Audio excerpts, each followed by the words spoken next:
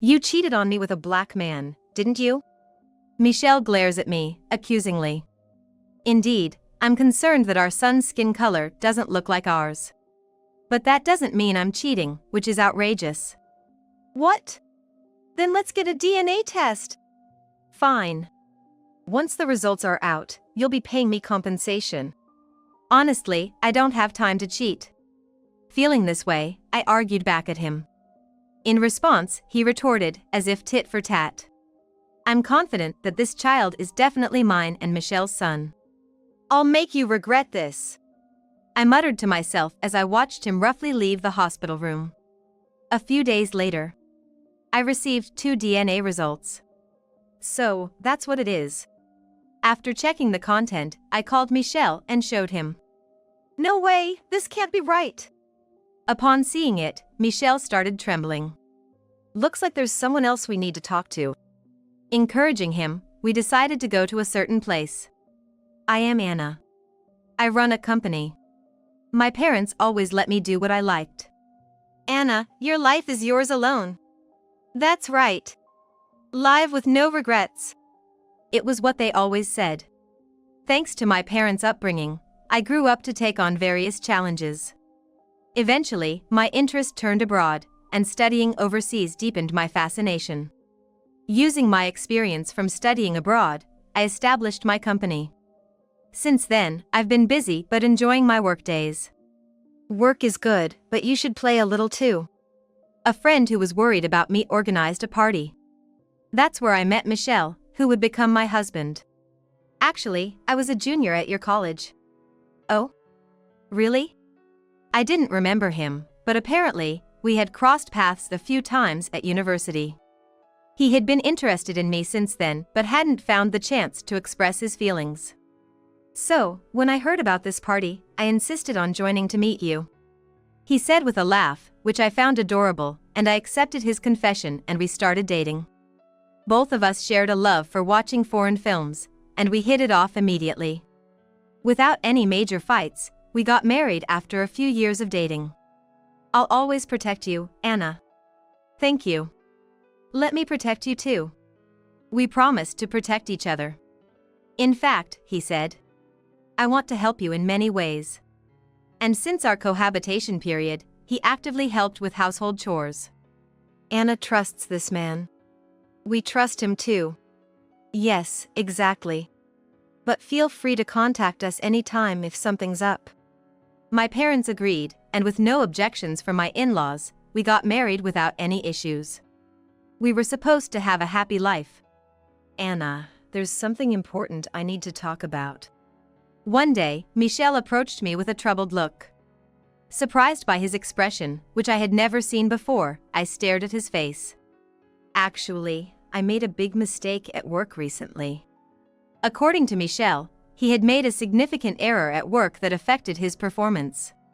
With some help from others, it seemed like the situation was managed. However, Michelle was indirectly asked to resign on his own because he had caused trouble not only to his coworkers but also to the company as a whole. Sorry. Is it okay if I quit my job? Yes, that's fine. We can live comfortably on my earnings alone. Michelle looked truly remorseful, and I nodded with a smile. I don't know exactly what mistake he made since it's a different company. Well, knowing Michelle, he might have caused some inconvenience to a business partner due to his carelessness. I decided to ask him about the mistake when his mind is more at ease, and to think about what we'll do moving forward. For now, I make enough on my own, and we have savings too. So we can manage even if you quit your job. That's right. Thank you. But you'll need to take care of the household chores while you're not working. That's the condition. Michelle nodded vigorously to my words. Absolutely. I found his willingness endearing and said with a smile, I'm counting on you. Since we both used to work, we shared the household chores. However, I had been more active and took on a larger share. So, you'll be the main one handling them from now on, Michelle? Yes, of course. Michelle nodded firmly. From then on, he really started doing the housework. He asked me whatever he didn't know, but he was doing the household by himself. 1 month later, he could do almost all of them. It's helpful that you are doing the housework. Maybe I like housework better than working at the office. His mental health would be healed in this 1 month. I smiled toward him, who also smiled softly. Then, I have something to ask you. What's up? I will be very busy with my work. Actually, I will make a deal with a big foreign company. The other side heard about me and asked me to do a business. Because of this, I'm directly handling the negotiations. There's also the time difference, so I might get busier than before. I see. Don't worry, leave the home stuff to me. Michelle assured me, so I decided to focus on work. Indeed, I've been staying late for meetings and heading to work early, which drastically reduced my time at home. Despite this, Michelle got up early to see me off and stayed up late waiting for my return, trying to spend even a little time together. Michelle, you don't have to force yourself to stay up.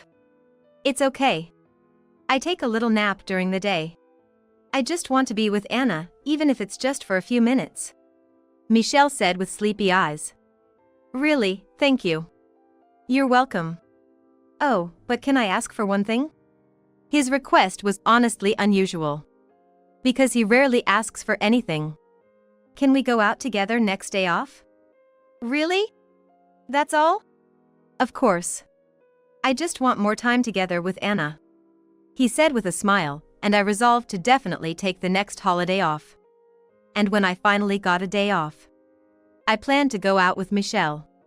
When was the last time we went out together? Really, it's been a while since I've been so busy. We talked and laughed as we headed to the local movie theater. Today, we planned to watch a popular romantic movie.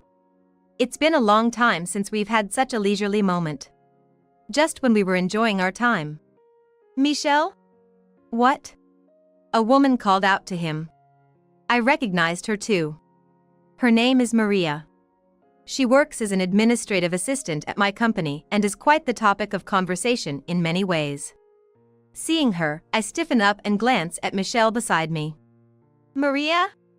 Long time no see. Michelle greeted her with a smile. Do you know her? Yeah, she's an old childhood friend. And also an ex-girlfriend. Maria said as she wrapped her arm around Michelle's. Both Michelle and I were shocked by her boldness. Stop that. Not in front of my wife. What? Michelle, you're married? I sent you a letter, didn't I? I'm married now, so stop this. Michelle said, pulling his arm away from hers. Maria looked displeased and glared at me. Apparently unaware that I am the president of the company she works for. Michelle, we better go or we'll miss the movie. Yeah, that's true. What? A movie? What are you watching? I want to come too. She exclaimed, surprising us again. Was she really planning to tag along on a date meant for just the two of us? Do whatever you want, let's go, Anna. Michelle said, taking my hand and starting to walk away. Then Maria followed and said, Fine, I'll do what I want. Internally exasperated, I looked at Michelle. He said, Just ignore her. And walked on quickly, and I followed him. Sorry about her. It's not Michelle's fault to apologize. Fortunately, the movie we planned to see was popular, and there was no room for Maria who hadn't booked a ticket. She had whined about wanting to see it too, but Michelle firmly told her. There's no ticket for you. And she seemed to give up. Maria has never been good at reading the room. Really? She was your ex, right? Just for a short time. We broke up because our values didn't align. Michelle's expression didn't seem deceitful. So I was relieved at this time. After enjoying the movie and stepping outside, Maria was nowhere to be seen. She gets bored easily, probably got tired of waiting. Michelle, who knew her better, suggested. She must have gotten tired of waiting and gone home. After that, we enjoyed our time together without any complaints. Maria's interference was unexpected, but it didn't pose any obstacle for us as a couple. I truly believed that until that time. Welcome back, Michelle. A few days after encountering Maria, Michel and I had to visit his parents' house for some errands. "Oh, did you meet Maria?" his mother asked happily. "This mother-in-law of mine, to be honest, our relationship isn't great. She seems displeased that I run a company. She's really a good girl, unlike others. She's honest and adorable," my mother-in-law said, glancing at me now and then. Essentially, she was implying that it would have been better if Maria had been the one Michel married. "Anna is adorable too, and she's too good for me," Michel said, unaware of his mother's sarcasm, smiling.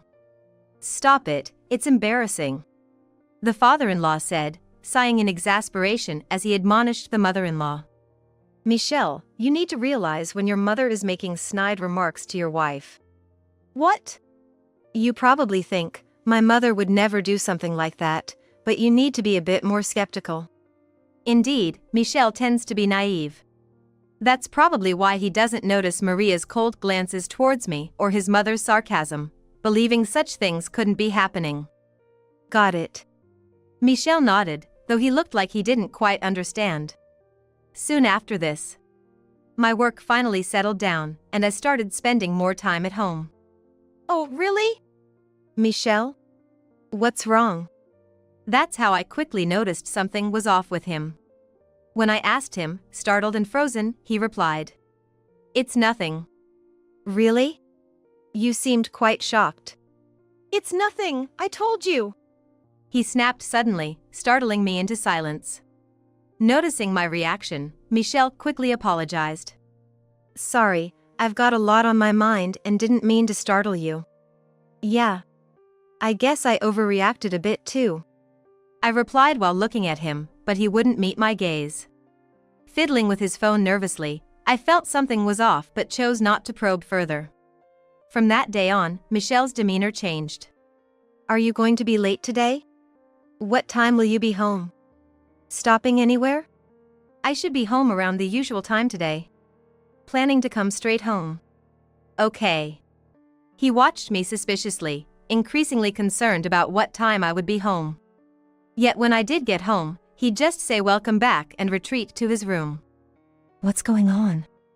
I murmured, sighing. I had recently settled down at work, but I was not feeling very well.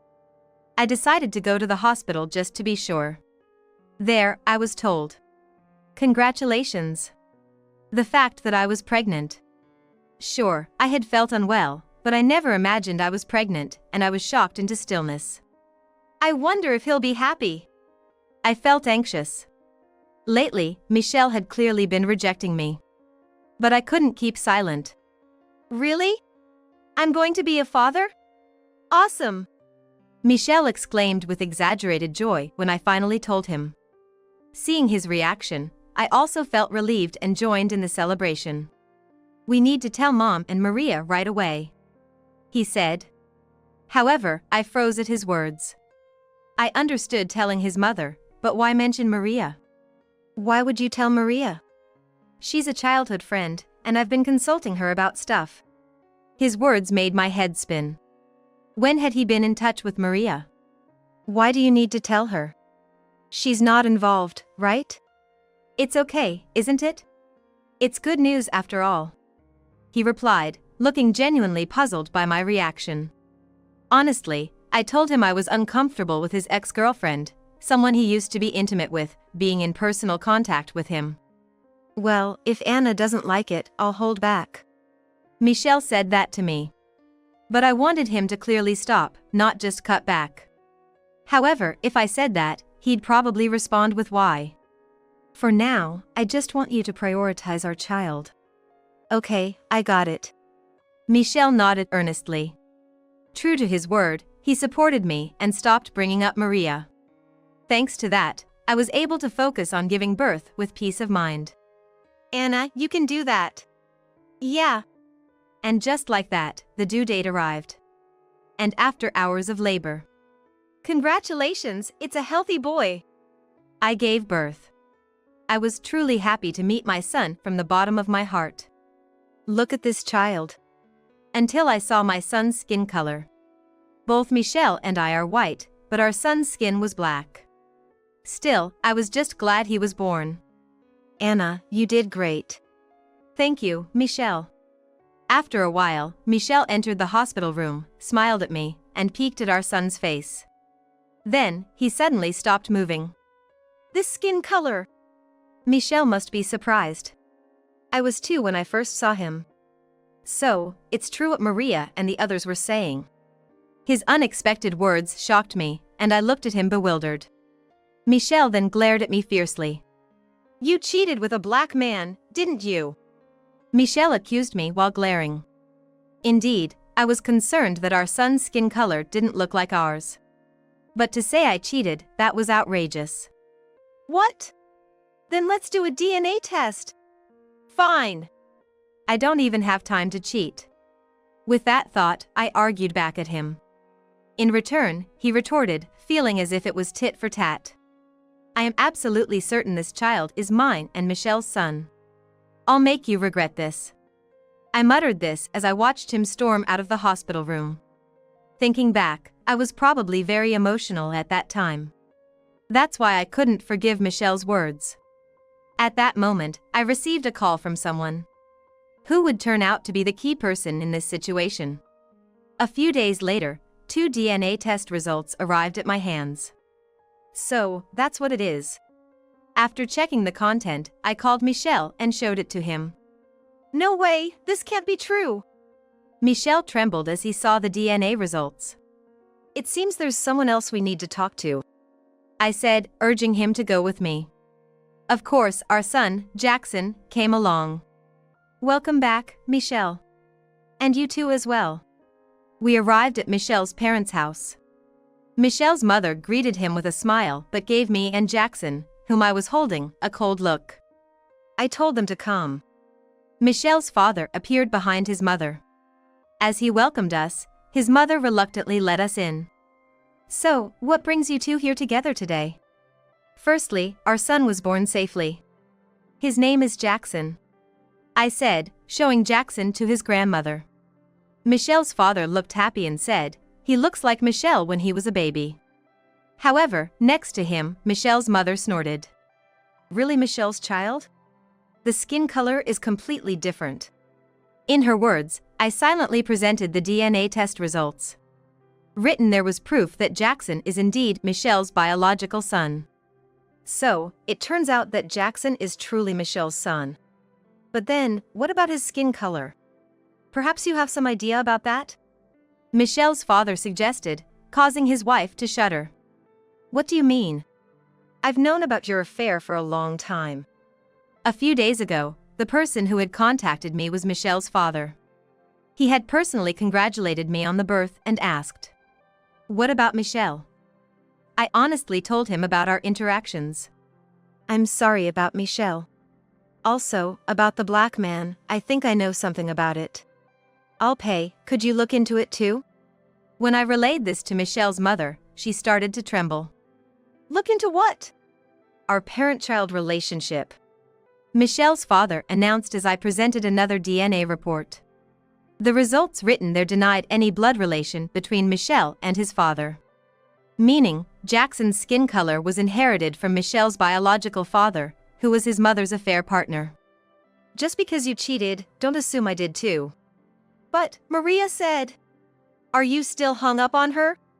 Michelle's father shouted as soon as his wife mentioned Maria's name, startling Michelle and me.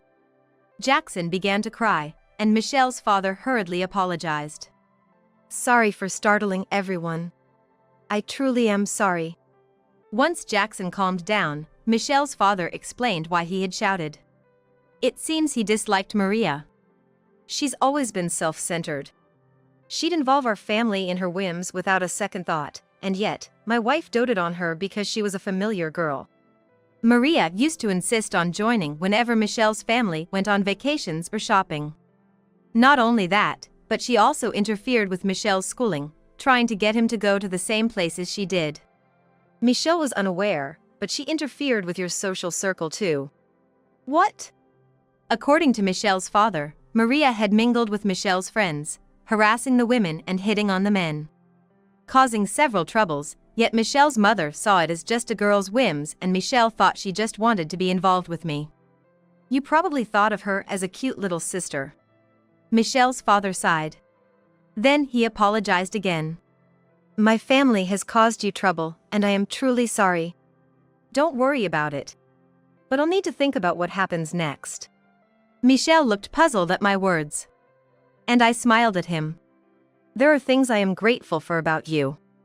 I truly felt happy when we were living together, which is why I tolerated your tendency to jump to conclusions.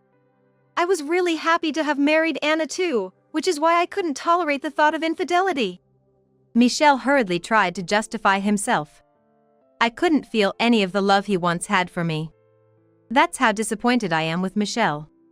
But that was all in your imagination. I did nothing wrong, yet you yelled at me. I could endure it if it were just directed at me. But I can't stand the thought of Jackson getting involved in such incidents in the future. Jackson might get caught up in troubles caused by Michelle's assumptions. Just as he might yell at Jackson like he did at me.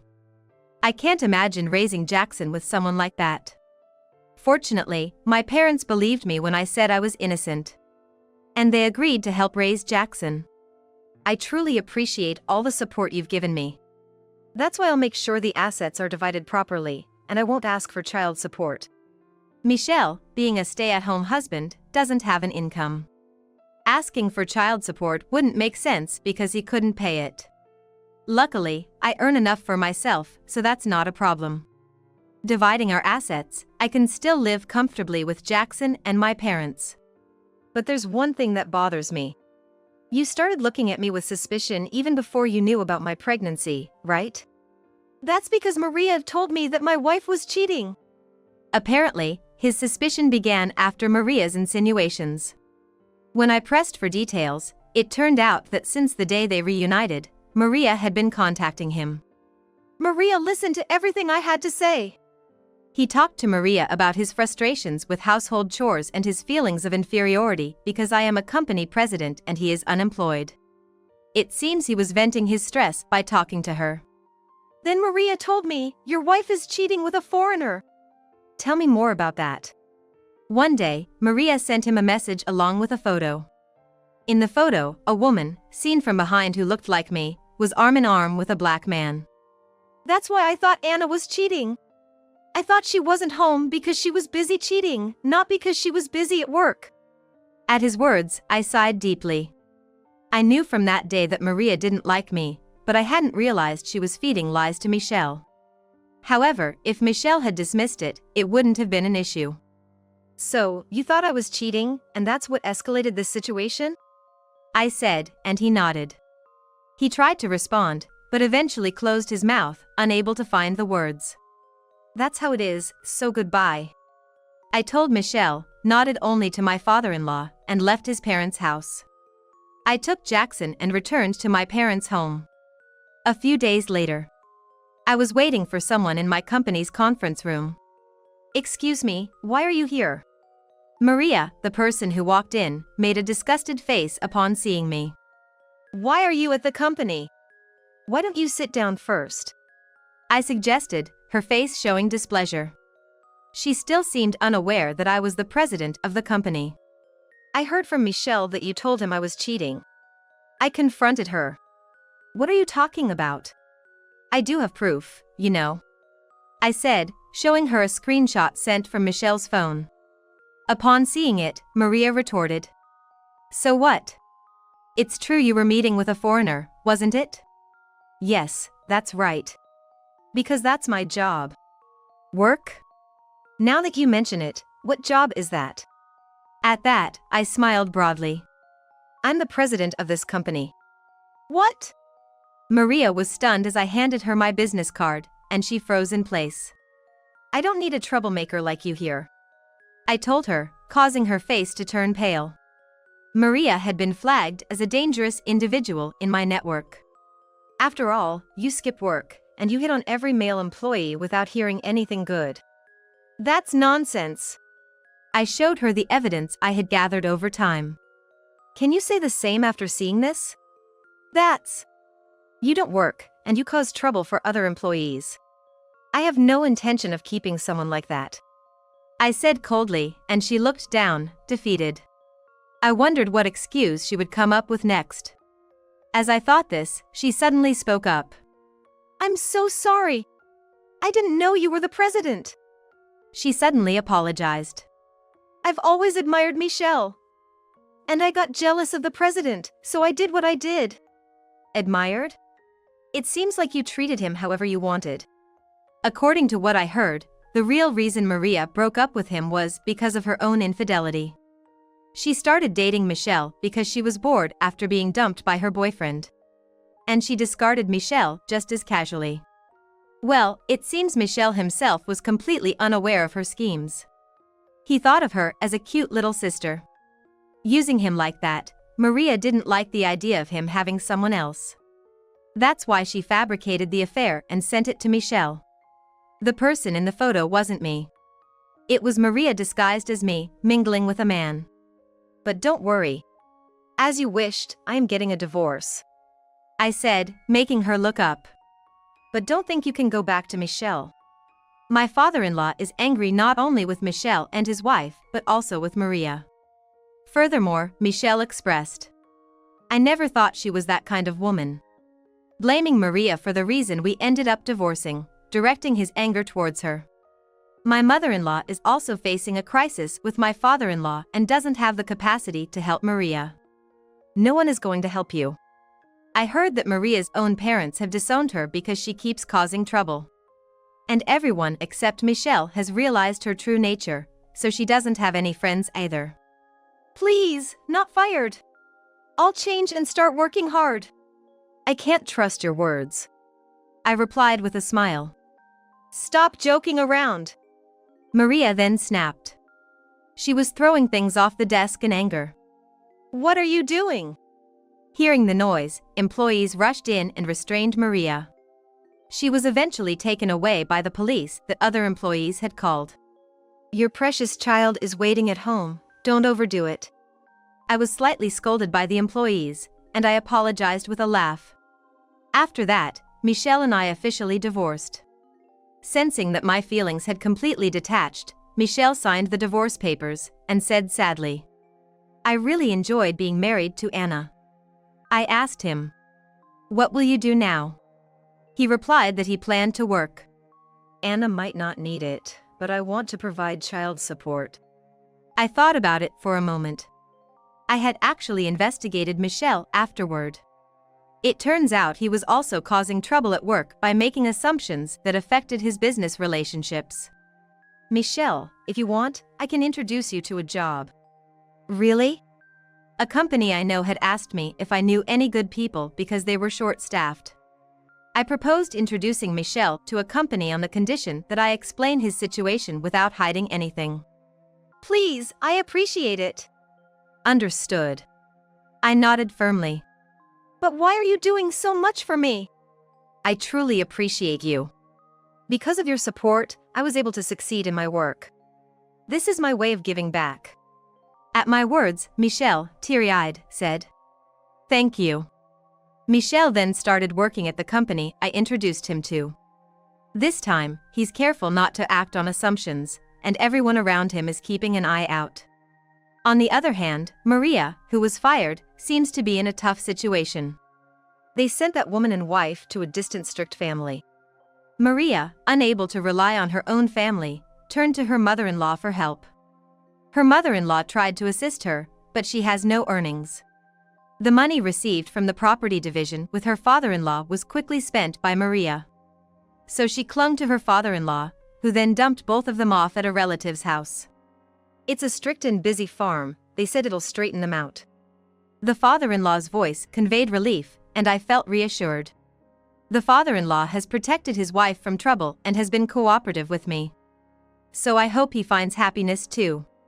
Let's both enjoy our second lives, I said with a smile, and the father-in-law laughed and nodded. Years later.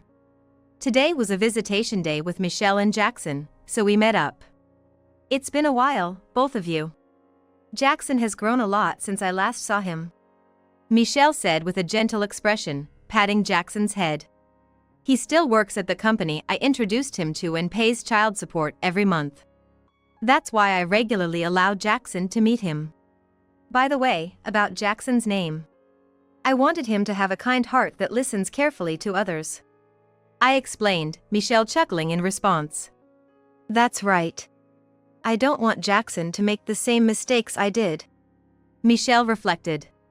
Though I believe Michelle has changed and could provide a stable life, I have no intention of reconciling. A friendship might be the right distance for us. With that thought, I smiled at Michelle and Jackson. Huh? You seem all right. Not amusing though. While I was pregnant and before reaching the stable phase, I decided to head back to my parents' home. My mother-in-law came to the train station to see me off. However, at that moment, I suddenly felt like I was floating in the air. Desperately wanting to protect the baby I had longed for, I fell onto the train tracks, clutching my belly. Confused, I looked up at my mother-in-law who was smirking down at me. It hit me then that she had pushed me. What the hell are you doing? I glared at her from the train tracks. Why would I want a grandchild with genes from a woman who can't even be a lawyer? No matter how cute, I don't want a child inheriting such stupidity. My mother-in-law laughed hysterically as she said this. I felt a chill down my spine at her attitude. The next day, after suffering a stroke that left her partially paralyzed, my mother-in-law, using a cane, glared at me, saying, "It's a good thing you're back. You see, Jessica, it's because of the stress you've given me that I had a stroke and ended up like this." Huh? You'll have to be my hands and feet from now on. She poked my belly with her cane, looking down on me. Without showing any. All right. Let's leave the rest to the cops. My name is Jessica Martin. At 35, while studying for the bar exam, I'm working as a paralegal in a law firm. I met my husband, Mike, when he was a newly minted lawyer joining the same law firm. Mike was always full of justice and always passionately dealt with his clients' issues. When he asked for my assistance, I would passionately help with the investigations. Gradually, through work, Mike and I became close.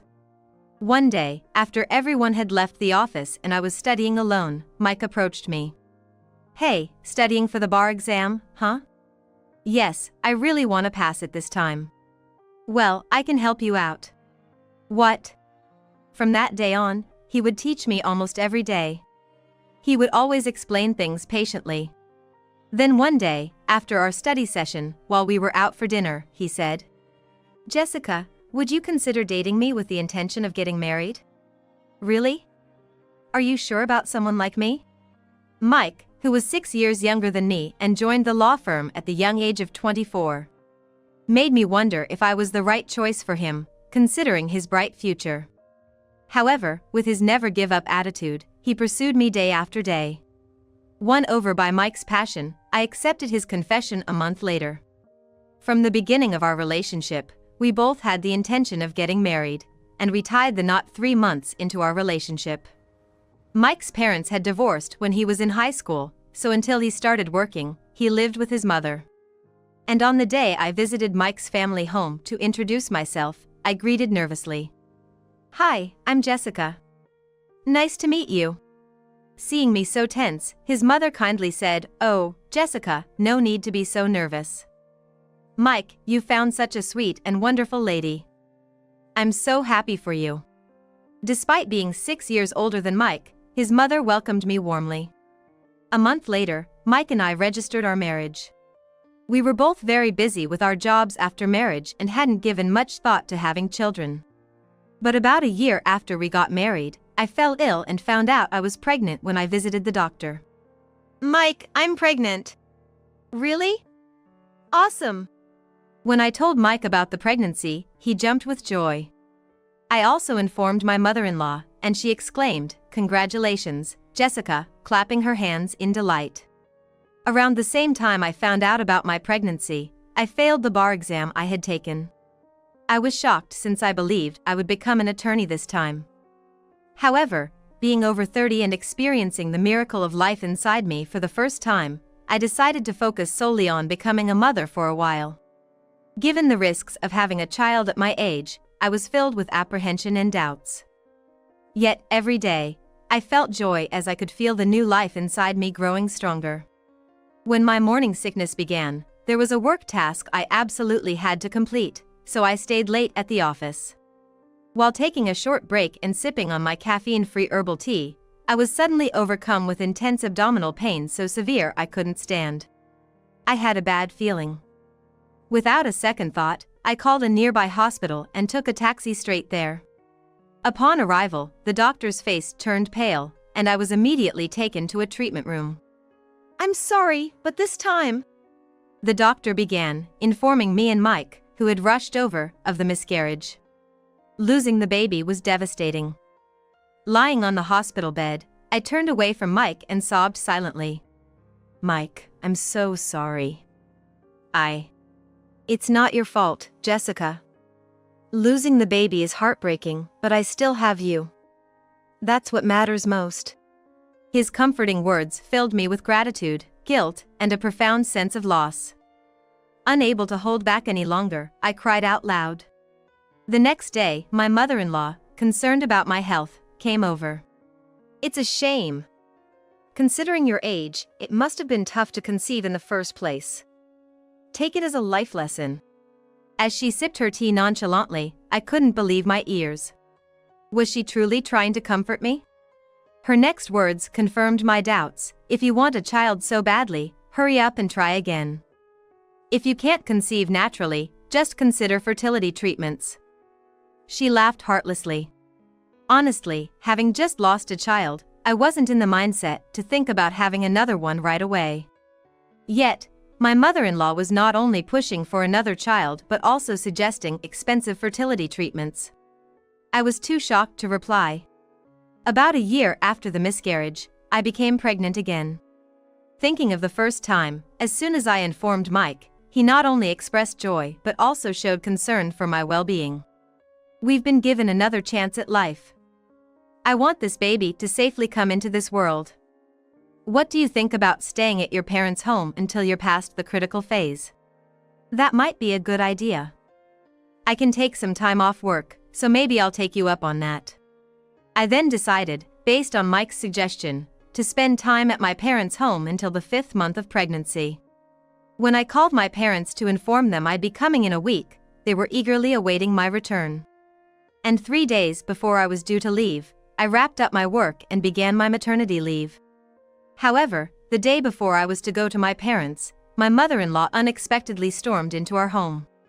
"Jessica, why are you going back to your parents? Weren't you supposed to have the baby at a hospital nearby?" "I'm so sorry. Mike was worried about me and the baby. We decided it's best for me to stay at my parents' place till things stabilize." Oh my! When I was pregnant with Mike, there was no luxury of returning to my parents. Times sure have changed. She folded her arms and stared at me. "Well, that's all right. This baby is our family's grandchild too. I'm concerned as well. I'll accompany you to the station." "Thank you."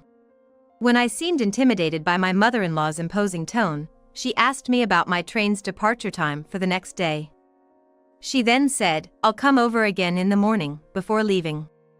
On the morning of my departure, right on time, my mother-in-law declared, "I'll carry your bags to the station, so let's get going." She took my suitcase with a forceful attitude and roughly dragged it along. At the station, as we waited for the train, a station announcement came on. Standing at the very edge of the platform, I suddenly felt a lightness, and the next thing I knew, I was on the tracks. Instinctively protecting my abdomen, I looked up from where I'd fallen to see my mother-in-law, laughing and sneering at me from the platform. "Oh. You seem fine. What a disappointment. What did you do?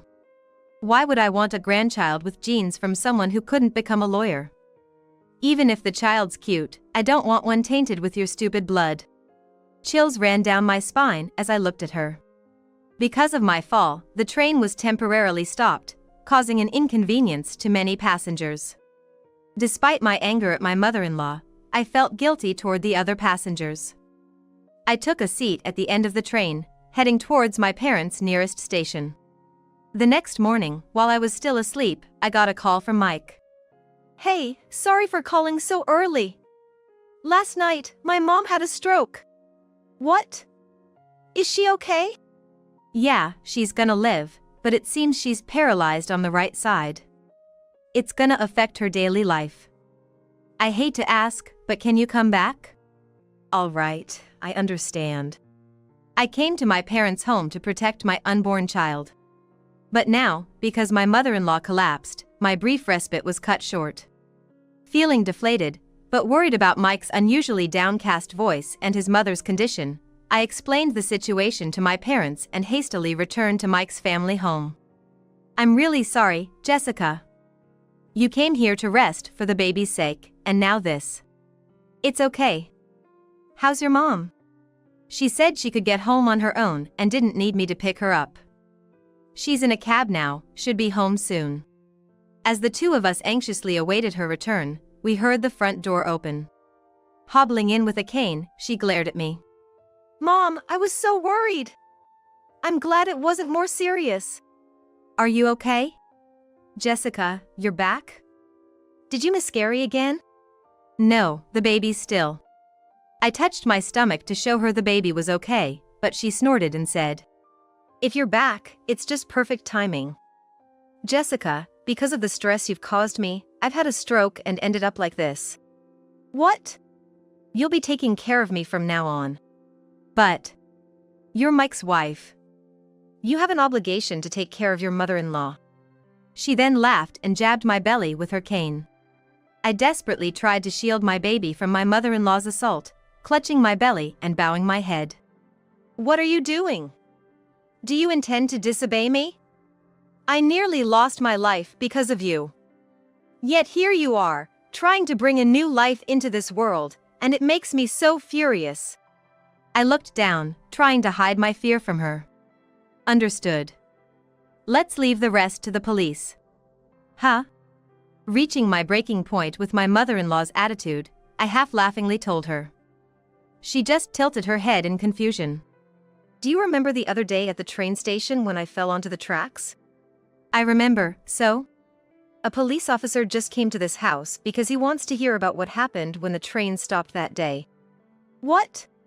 Turns out, a station worker, who happened to witness the moment my mother-in-law pushed me, had filmed the entire scene. That video is now being used as evidence, and the police wanted to hear both our sides of the story.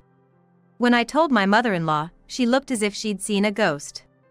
That video from the station worker isn't anything special. So, do you want to check out the evidence together? What? How do you have a video that a station worker took? He gave it to me as evidence. In front of my shocked mother-in-law, I opened my smartphone and played the video. She watched intently, her eyes glued to the screen. That hand in the video isn't mine. Isn't that the same ring on the hand pushing me in this video that you're wearing now? I paused the video at the frame where the ring was visible and showed it to her. There are plenty of people with similar rings. That video could have been edited by the station worker. I'm upset, delete it. I'll delete mine. But it's also been submitted to the police. I can't delete that one. What? Realizing that the same footage had been submitted to the police, my mother-in-law went pale and started shaking. I also told the officer I'm pregnant since I'm not showing yet. You told them that too? Yes.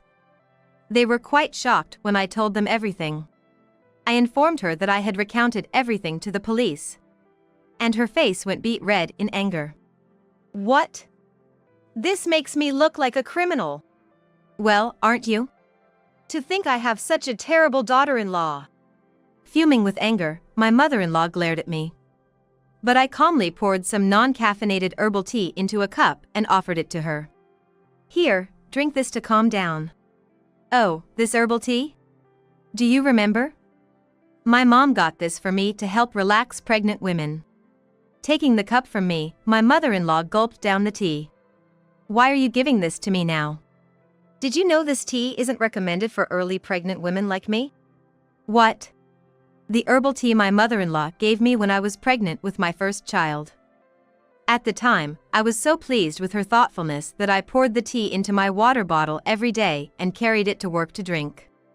However, when I miscarried my first child and was answering the doctor's questions, it turned out that the herbal tea my mother-in-law had bought was one of the causes. It came to light that the herbal tea she had purchased contained an ingredient that is not recommended for pregnant women in their early stages. Without researching it thoroughly, I drank the tea and ended up going through the painful experience of losing a new life. I'm so sorry. I had no idea. If I had known, I wouldn't have let you, a pregnant woman, drink it. Shaking her head, my mother-in-law denied knowing about the tea's ingredients. Mom, when I got pregnant this time, you gave me the same herbal tea as a gift again. Was that on purpose? Of course not. Also, the aroma oil you gifted me to help me sleep better, the store clerk informed me that it's not recommended for pregnant women in their early stages.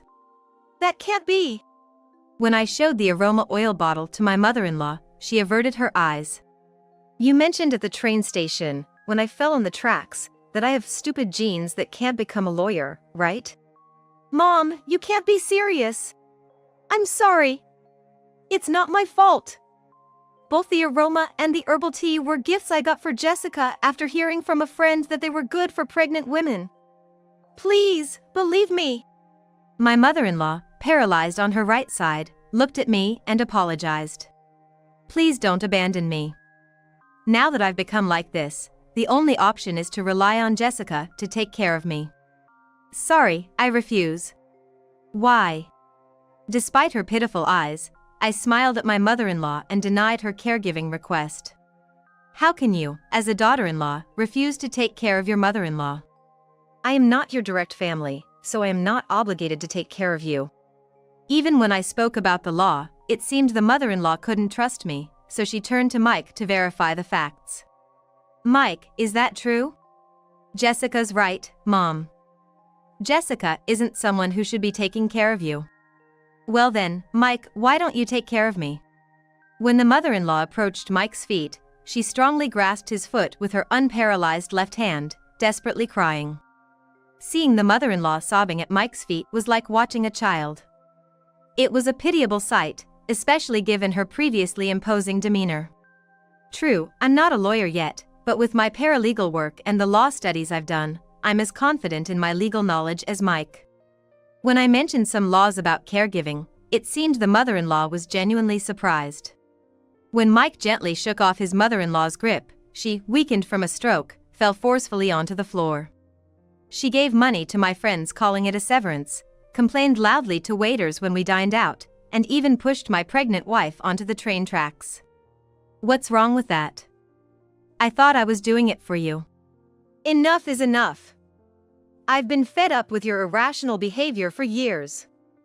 I'm not taking care of you either. I'll find you a good care facility, and you can live there alone. The mother-in-law, who had lovingly raised her own son, felt abandoned. She collapsed onto the floor, sobbing heavily. Hello. Is Mrs. Catherine Martin there? Please, come on in. Hearing a policeman's voice from the entrance, Mike gestured for him to come inside, and the mother-in-law's face went pale. Mention of the police seemed to freeze the once vivacious woman, even with paralysis in her right side. You are Mrs. Catherine Martin, correct? Yes. We'd like to hear in detail at the station about the incident where your daughter-in-law fell onto the train platform. Will you accompany us? The mother-in-law was surrounded by several officers and resignedly allowed them to take her away. Later, the mother-in-law was interrogated at the police station.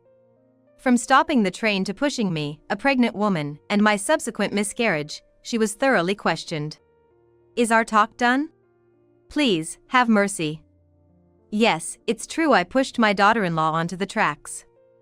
But, I couldn't bear seeing a woman like her achieving her dreams of becoming a lawyer, getting married, and even having a child. You mean? She was getting everything I ever wanted. Marriage, becoming a lawyer, and having a child. I just hated her for that. In the end, the mother-in-law tearfully admitted to pushing me onto the tracks, but she vehemently denied causing my miscarriage. However, she couldn't escape the crime of pushing a pregnant woman. The mother-in-law became a criminal. And so, with paralysis in her right side, the mother-in-law had to spend some time in jail. Life in jail seemed to have many elderly inmates like the mother-in-law who needed care, and it appeared they couldn't indulge in any luxurious meals. Up until then, the mother-in-law, who used to behave so selfishly, had reportedly become much more subdued. Upon her release from jail, she moved into a care facility that Mike had pre-arranged, and it seemed she was living amicably with the other residents. However, about 6 months into her stay, the mother-in-law developed dementia as a post-stroke complication. Whenever Mike and I visited the facility to check on her, she would greet us with a bright smile and engage in small talk. "Hello. It's such a lovely day today, isn't it?"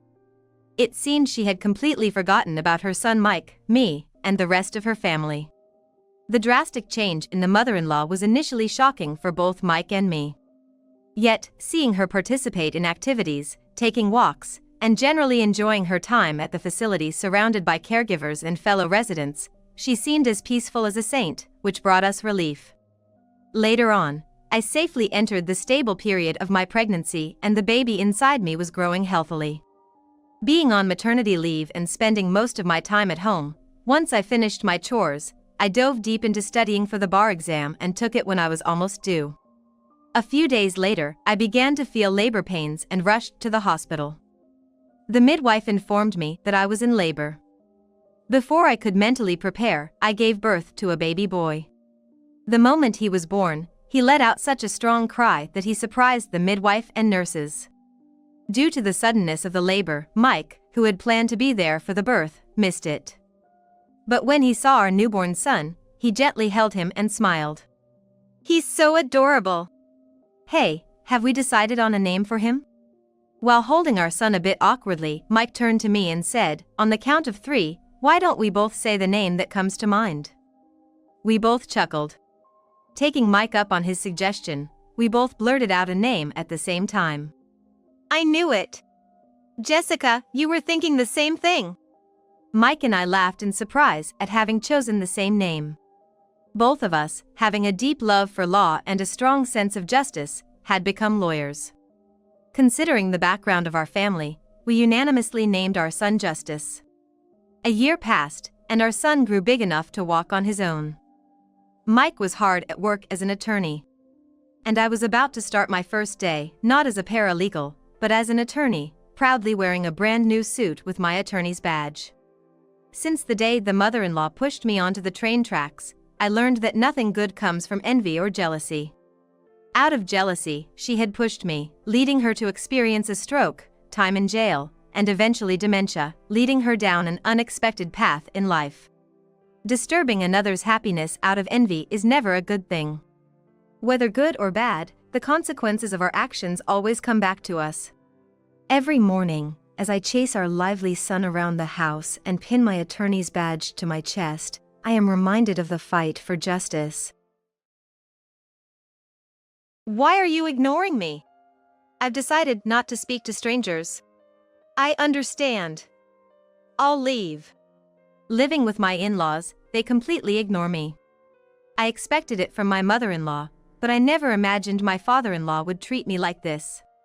There was a reason why the in-laws, who were once kind, had changed. It was because of my sister-in-law, who disliked me, returned home. With the arrival of my sister-in-law, our peaceful life together was completely upended. Don't regret it, okay? You think I'm gonna regret this? Think again, jerk. I packed my bags and left my in-laws' house. Sure enough, just 3 days after I left, chaos broke out in their household. I met my husband at my workplace. He was in sales and frequently visited my office, and I was his main contact. As we spent more time in meetings and discussions, I grew fond of him, a caring and kind man. Tall and not necessarily what you'd call handsome, but maybe what you'd describe as having a charismatic vibe. He was popular, but for some reason, he said he liked me, and we began dating. When we talked, he mentioned he had grown up in a typical family with parents and a sister. I lost my parents in an accident when I was young and grew up in an orphanage. It was a complex issue for me, but when we started dating, I quickly shared my background with him. He responded, "That must have been tough, but don't worry, I'll always be there for you." Soon after, he proposed. From the beginning, my husband intended our relationship to head towards marriage and quickly introduced me to his parents. During the introduction, I told them about growing up in the orphanage. They listened attentively and reassured me that it wouldn't matter in our marriage. It made me very happy. Besides, they told me that being raised in an orphanage had nothing to do with being their daughter-in-law, which truly made me happy. Only my sister-in-law, being very attached to her brother, seemed taken aback, asking, "You grew up in an orphanage?" My husband had to reprimand her. In retrospect, she probably disliked me from our first meeting. I didn't give it much thought at that time, thinking we had just met. Before our marriage, my husband and I discussed moving in with his parents. We seriously considered it, but in the end, I decided not to quit my job. Turns out, my husband was set to be transferred soon. I thought about quitting my job to move with him, but my career was going well, and I had just been given direct reports. We discussed it and decided he would move on his own. After getting married, I wanted to savor that newlywed feeling for a bit. I even casually thought about visiting my husband during the long weekends for a little vacation feel. The idea of moving in with the in-laws so soon after marriage was a bit daunting, but my husband probably felt more at ease living with his parents. Plus, to put his ever-worried mother at ease, he probably wanted us to live together. Having lost my parents at a young age, I had always yearned for a family, so living with them wasn't an entirely unappealing idea. Plus, my in-laws had always treated me kindly, and I had grown fond of them. Balancing work and my duties as a daughter-in-law was challenging, but having a family made me happy and fulfilled. One day, my father-in-law approached me with an unexpected request. This would mark the beginning of the unraveling of our seemingly happy cohabitation. It was a time when my overly anxious mother-in-law, who tended to act domineering towards my father-in-law, was out shopping. I was about to start cleaning on my day off when my father-in-law asked to speak with me. "What's the matter?" "Well, I don't want my wife to know, but I'm taking a leave from work." "Wait, a leave?" He explained that he had been having problems with his boss and coworkers, and his health had deteriorated to the point where he had no choice but to take a leave. My mother-in-law is a good person, but she's always anxious and a bit neurotic. Living with them, I came to realize her neurotic tendencies and how my father-in-law tiptoed around her to avoid upsetting her.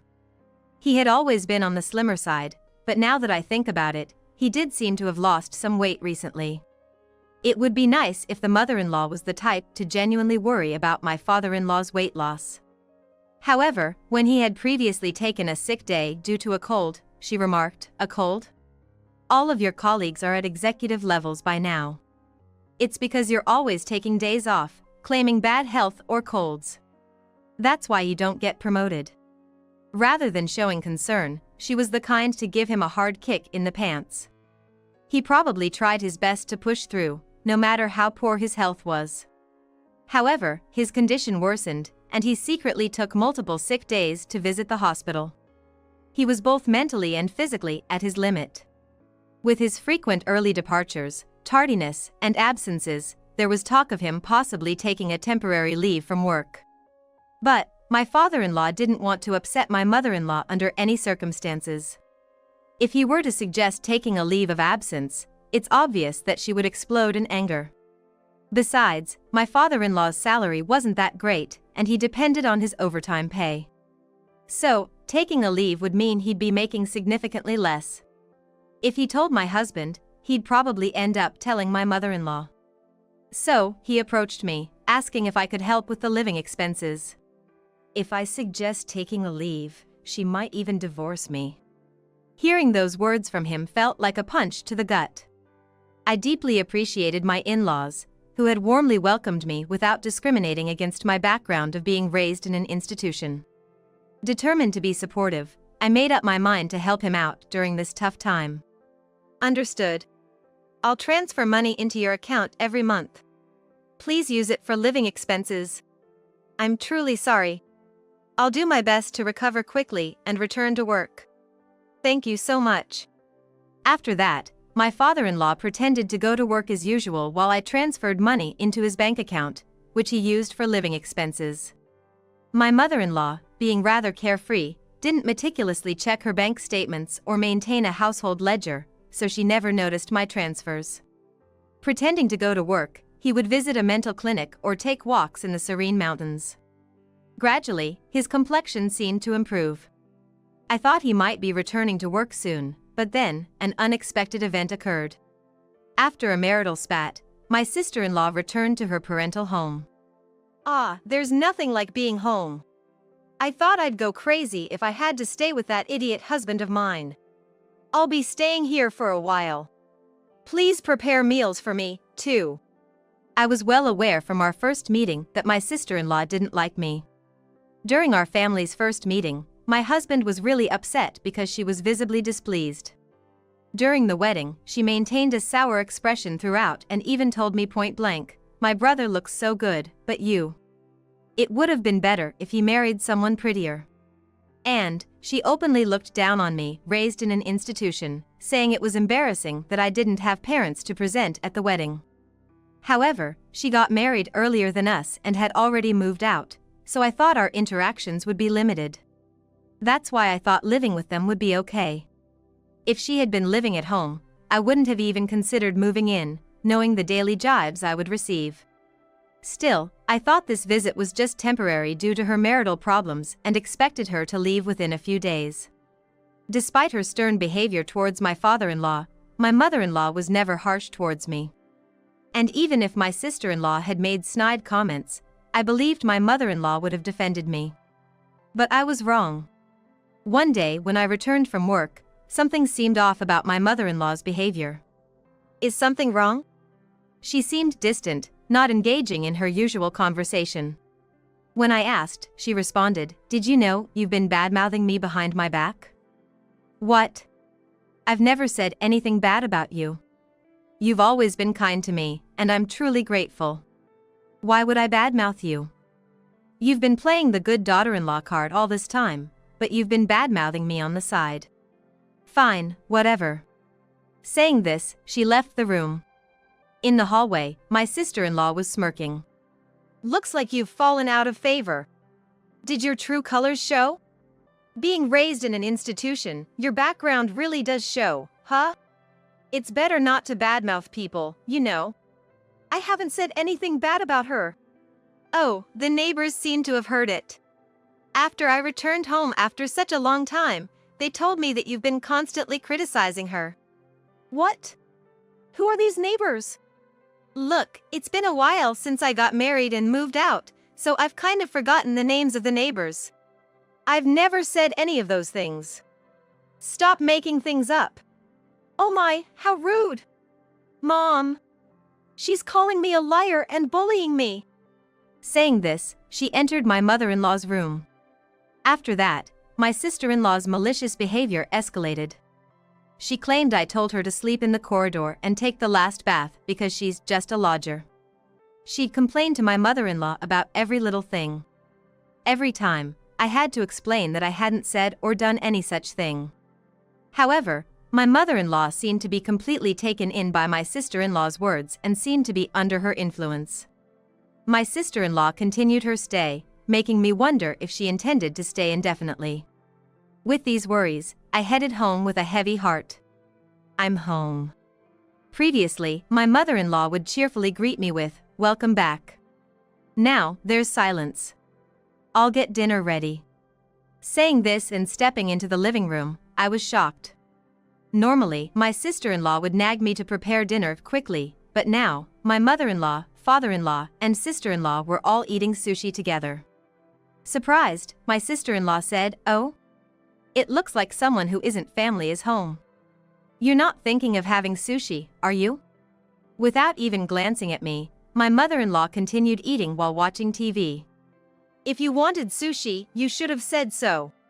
I rushed home after shopping." "Huh? No one asked for that."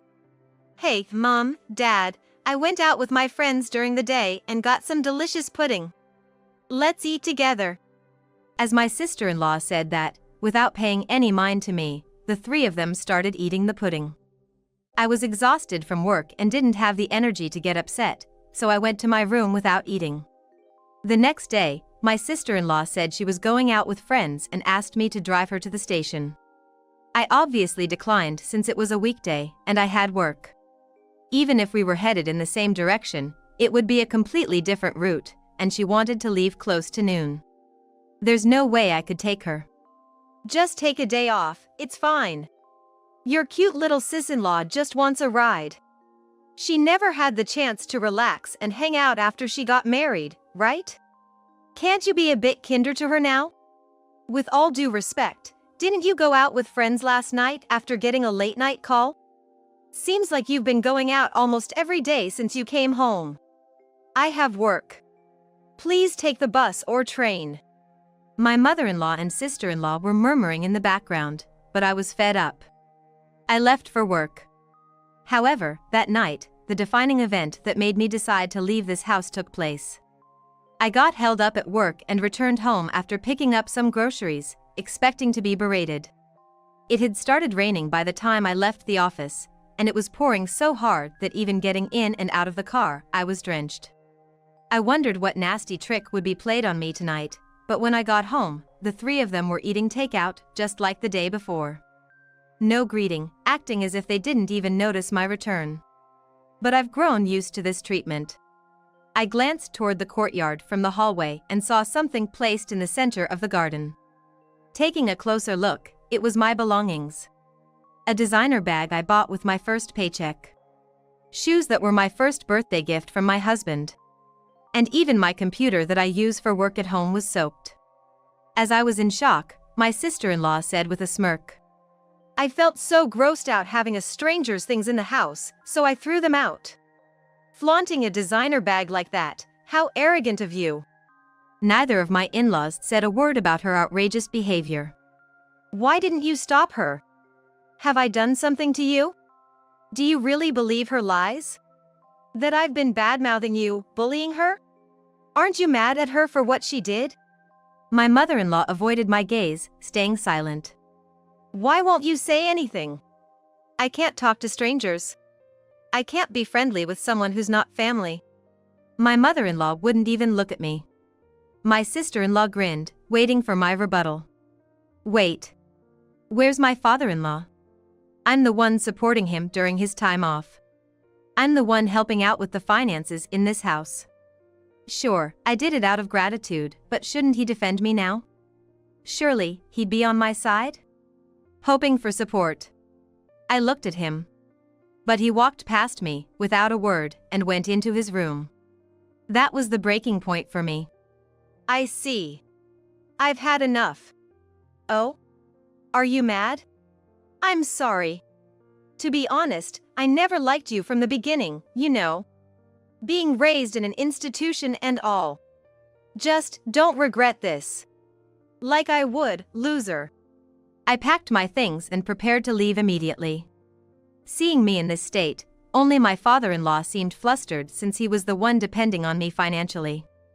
Still, he didn't try to stop me or defend me. I was completely done with his apathy. My husband's work assignment was quite far away, but I wanted to leave this house as soon as possible. I quickly got in my car and drove to him. I never once confided in my husband about all this. I doubt my mother-in-law told him about my sister-in-law coming back home. If he had known, he would have contacted me, knowing I don't get along with her. But my husband never mentioned anything about my sister-in-law in his calls or messages. I never felt anything off about my husband's behavior, but perhaps he's being manipulated by her, fed lies about various things. Even now, as I head to him, he might treat me with the same cold attitude as them. My heart was exhausted, feeling so suspicious even towards my husband, whom I trust most. If he's of the same mind and attitude as them, maybe divorce is the only option. That's how deeply distressed I felt. When I arrived at his out-of-state apartment, he hadn't returned yet, perhaps busy since it was the end of the month. As I waited, my husband energetically entered the apartment, maybe having noticed the lights. What? If you were coming, you should have told me. I would have come home earlier. What? A surprise? No, just seeing your face. He immediately greeted me with a radiant smile.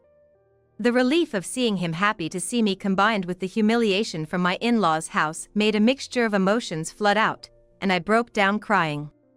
What? What happened? Did I say something wrong? Seriously, what's going on? It seemed my husband had no idea about the treatment I received at his parents' house. I composed myself, knowing I had to clearly explain everything to him, and began to recount everything. How I've been financially assisting his father, who took medical leave without telling his wife. That his sister had returned and was now staying at their parents' home. That she's been feeding his mother lies about me, turning her cold towards me. How they referred to me as an outsider. How they ignored me, left my belongings out in the rain and ruined them. Through tears and pauses, I told him everything. Finally, I made it clear that I had no intention of ever returning to that house, and that if he couldn't agree with me on this, I'd want a divorce.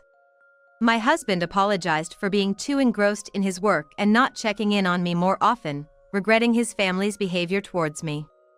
Of course, he told me I don't have to go back to his parents' house, or even speak to them.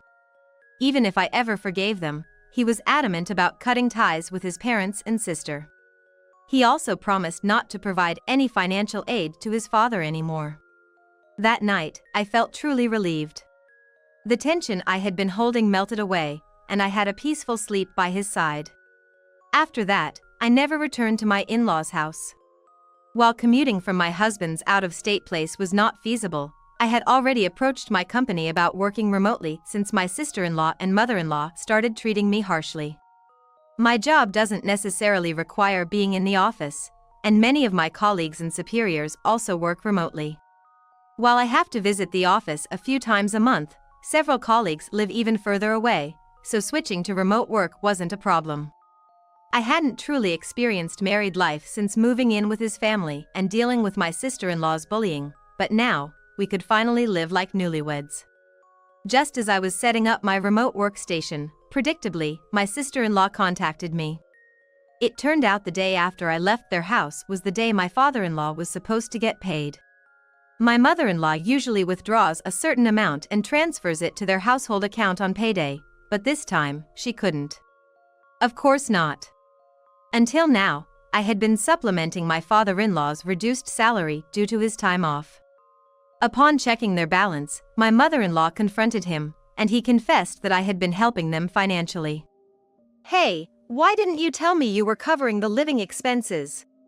He told me not to, saying he didn't want you to know. So I kept it a secret. Anyway, we're running out of money for living expenses, and there's no one to cook or do laundry. The room is a mess. As his wife, you need to come back and take care of these things. And transfer money quickly. How heartless. I told you, didn't I? Don't regret this. I have no intention of going back to that house or continuing as your maid. Why should I help people who hate me, destroy my belongings, and treat me like this? Aren't you his wife? Without your help, we can't pay the electricity or gas bills. We can't even go shopping. That's why I said it. I'm an outsider, so it's none of my business, right? I hung up, ignoring my sister-in-law's ranting. She and my mother-in-law kept pestering me with calls and messages, but I ignored all of them. Even after my husband returned from work, the persistent calls from them continued. When my husband answered, he told them firmly, "I'll never forgive you for how you treated her, and I'm never sending her back to you. I'm not coming back either. I don't consider you my family anymore. Stay away from my wife, or you'll regret it." Given that my sister-in-law adored her brother and my mother-in-law heavily relied on him, they were probably in shock. A few days later, I received a call from my father-in-law. He said living with my mother-in-law and sister-in-law was becoming unbearable, and he begged me to continue the financial assistance. I'm still grateful for them accepting me, who grew up in an orphanage, when they married. But they didn't support me in my time of need despite all the financial help I've provided. I don't owe them anything. Why should I help those who joined others in ignoring me? I'll never assist you again. And with that, I ended the call. Later on, my relentless mother-in-law and sister-in-law audaciously showed up at my workplace. Since I was already working remotely and had a bad feeling about them, I'd informed my company about the situation. The security was alerted immediately. Apparently, they caused a scene, demanding that the company force me to send money back home. Upon hearing this, my husband said, "Report them to the police." Colleagues at my company were supportive, saying, "I can't believe you lived with those people. Focus on your remote work with your husband." As for my in-laws, my father-in-law's health deteriorated under the pressure from my mother-in-law and sister-in-law, and he eventually resigned. My sister-in-law tried to return to her husband's family, but he refused to take her back. The small town quickly caught wind of her drama at my workplace. Given the embarrassment, there was an uproar at her in-laws' place. The original reason for the fight between my sister-in-law and her husband was her affair. This incident added to their issues, leading to an immediate decision to divorce.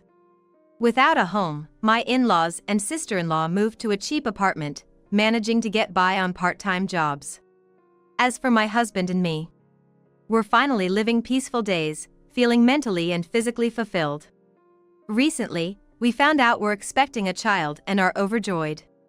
We're looking forward to the day we meet our baby, cherishing our time together.